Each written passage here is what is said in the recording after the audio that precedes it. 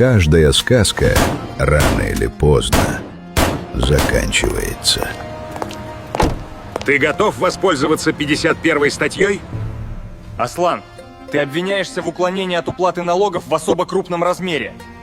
Ты понимаешь, что тебе грозит? Знаю, что имею право на один звонок. Дайте мне эту возможность. Звони кому хочешь.